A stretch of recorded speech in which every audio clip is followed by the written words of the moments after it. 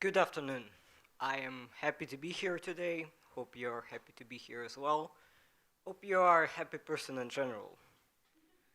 Now, what if I told you that I could pretty accurately estimate your level of happiness based on the wealth of a country that you come from? Sounds strange, but we have the data to prove it.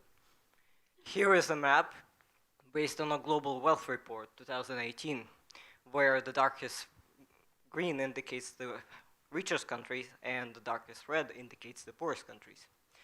And this is a map based on a World Happiness Report 2018, where the darkest blue indicates the happiest countries and the darkest red indicates the most unhappy countries.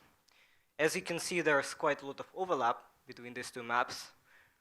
Does that mean that money can buy happiness? We'll come back to this. First, let me go to the beginning and introduce myself. My name is Chechetkin, and I am a student of biology here at Jagiellonian University. Today, I want to talk to you about science, specifically fundamental science, specifically evolutionary psychology. Science is a method we use to explore and understand the world. Over the last few centuries that it has been around, it brought us many wonderful things such as airplanes and microwaves and antibiotics and vaccines. While many people are eager to deny scientific facts, few actually apply that belief in practice by refusing to use modern technology. At the end of the day, science is the best tool we have for improving our lives. However, not all science is created equal, and I'm not talking here about pseudoscience. Generally speaking, we split science into applied, which creates solutions for problems we have, and fundamental, which aims to broaden our understanding of the world. And the latter gets a bit of a bad rap, in my opinion. When I say fundamental science, does it make you think of Stephen Hawking and theoretical physics and black holes, or does it make you think British scientists discover? Argentinian scientists, in this case, discover that Viagra cures jet lag in hamsters. Fascinating. Is this more than just a waste of time and money?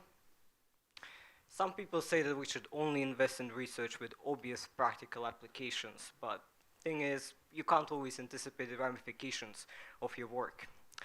Barnett Rosenberg was studying the effects of electrical fields on the division of bacteria and ended up discovering cisplatin, a chemotherapy drug, which became the first effective method of therapy for testicular cancer. Of course, not everyone is so lucky. Some scientists dedicate their entire lives to a specific discipline and never end up discovering anything useful. The Nobel Prize, which is the highest honor for a scientist, is awarded disproportionately towards applied research, and so are research funds. If you discover something quirky and curious and theoretical, you're more likely to get the Ig Nobel Prize, which, to be honest, to me at least, looks a bit more fun than the Nobel Prize, but it is quite clear what society values more.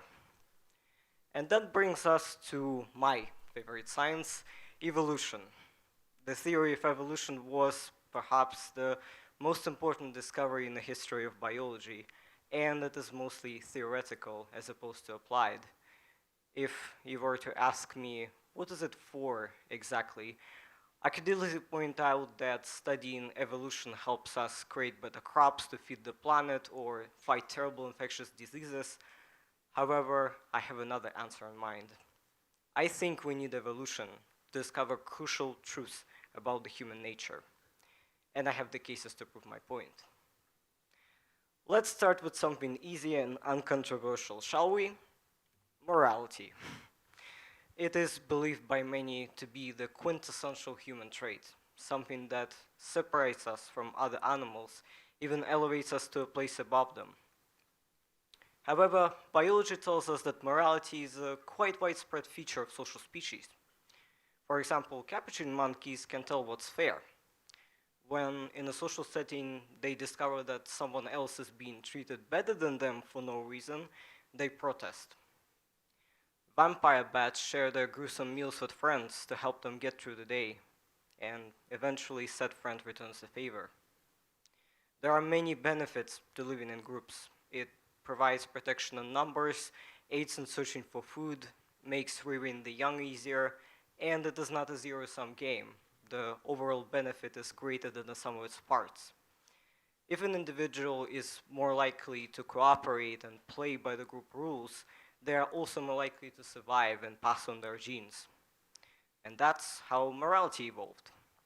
Even altruism, when it is reciprocated, can be an incredible survival boost, and that applies to humans as well. We are a profoundly social species. Cooperation and communication in group are what made us so successful. Of course, I don't think that that fact makes us any less special. No other animal has a system of morality as complex and nuanced as ours. However, it does tell us that being kind is part of our nature, that morality, for most of us at least, is literally in our blood, or rather in our DNA. Now for another trait that many of us like to think of as distinctly human, romantic love.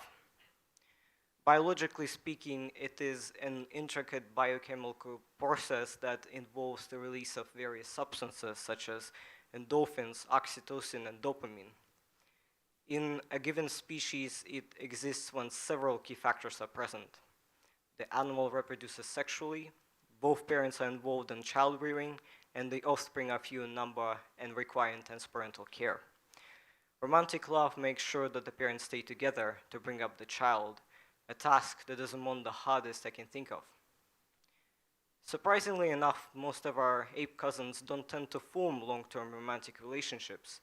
While baby orangutans and chimps have extended childhoods, they become relatively independent soon after birth, holding on to the mother's fur as she traverses the forest in search of food. But humans are different.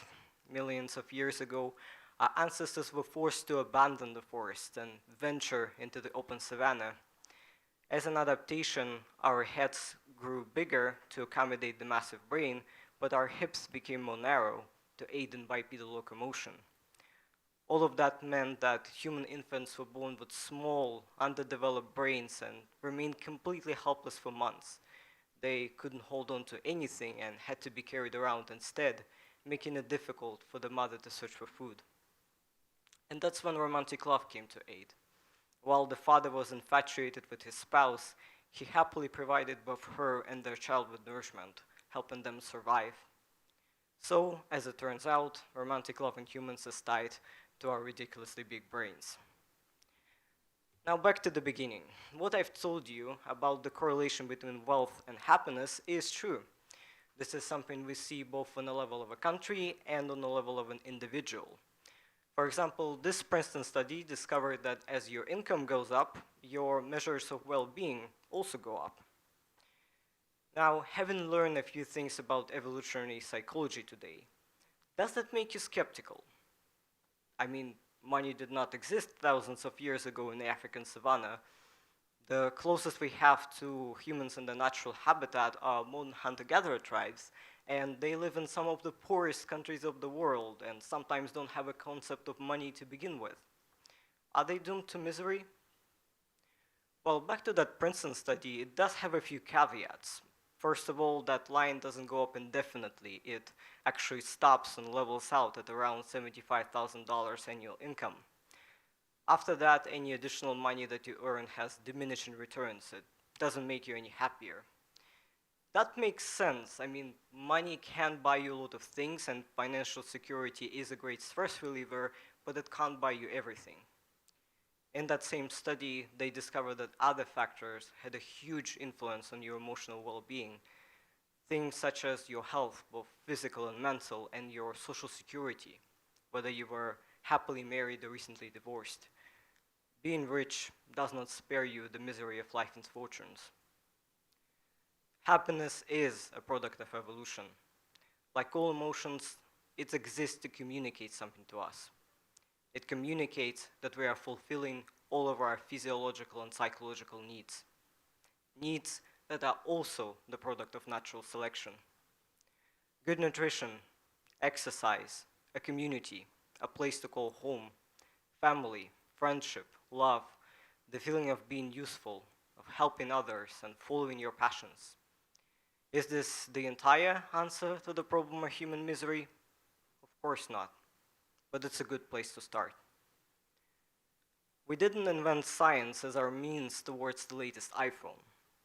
It is a product of another deeply ingrained need of ours, the need to learn new things. Humans are an incredibly curious species. After all, why would they ever leave Africa if not to see what else was out there? That's why I think that fundamental science is just as important as applied science. In my personal life, I am definitely driven by my curiosity. I will never know everything, but I learn something new every day. And that makes me very happy indeed. Thank you for your attention.